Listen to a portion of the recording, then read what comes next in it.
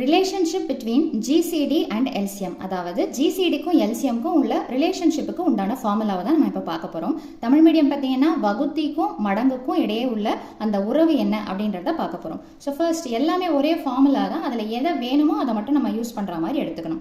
So first பார்த்தீங்கன்னா f of x into g of x is equal to LCM into GCD, அதாவது ரெண்டு பாலினாமியலை multiply பண்ணி வரக்கூடிய ஆன்சரும் இதுக்கு தனியாக எல்சிஎம் கண்டுபிடிச்சி அதே மாதிரி ஜிசிடி கண்டுபிடிச்சி வரக்கூடிய ஆன்சரை மல்டிப்ளை பண்ணும்போது ரெண்டுத்தோடைய ஆன்சரும் சமமாக இருக்கும். இதுதான் இந்த ஃபார்முலா, அதாவது இந்த ரிலேஷன்ஷிப்புக்கு உண்டான formula. So f of x into g of x is equal to LCM into GCD.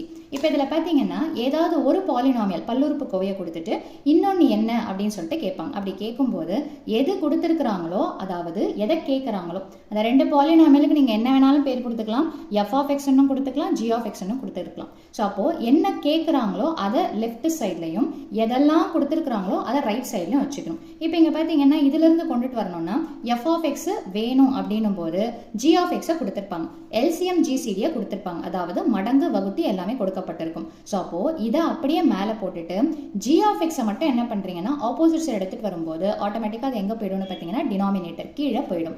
அதே மாதிரியே g of x வேணும்னா LCM into GCD by f of x, எது இருக்குதோ அதை ஆப்போசிட் சைடில் டிவிஷனில் போட்டுருங்க, எதை கேட்குறாங்களோ அதை தனியாக வச்சுக்கோங்க. ஸோ சேம் ப்ராசஸ் எல்சிஎம் ஜிசிடிக்கும். இப்போ எல்சிஎம் கேட்குறாங்கன்னா எல்சிஎம்மும் ஜிசிடியும் ஒரு பேர், f of xம் g of xம் ஒரு பேர். அப்போது ஒரு பேரை கொடுத்துட்டு ஒரு பேரை கேட்குறாங்கன்னா எதை கேட்குறாங்களோ அதை லெஃப்ட் சைடில் வச்சுக்கிட்டு எதை கொடுத்துருக்குறாங்களோ அதை ரைட் சைடில் டினாமினேட்டரில் போட்டுடணும். ஸோ அப்படி பார்த்தீங்கன்னா எல்சிஎம் கேட்டாங்கன்னா ஜிசிடியை டினாமினேட்டரில் போட்டுருங்க, மேலே என்ன வரும்னு பார்த்தீங்கன்னா f of x into g of x. So same process GCD கேட்குறாங்க, அதாவது வகுத்தி கேட்குறாங்க அப்படின்னா f of x g of x மேலே தான் வரும், எல்சிஎம் எங்கே வரும்னு பார்த்தீங்கன்னா கீழே வரும். இந்த 4 ஃபார்முலாவுக்குமே பேஸ் எந்த ஃபார்முலா அப்படின்னு பார்த்தீங்கன்னா இந்த ஃபர்ஸ்ட் ஃபார்முலா தான். ஸோ மீண்டும் அடுத்த பதிவில் வேறொரு ஃபார்முலாவோட சந்திக்கிறேன். வீடியோ பயனுள்ளதாக இருந்ததுன்னா மறக்காமல் லைக் பண்ணுங்கள், ஷேர் பண்ணுங்கள், சப்ஸ்கிரைப் பண்ணுங்கள். தேங்க்யூ.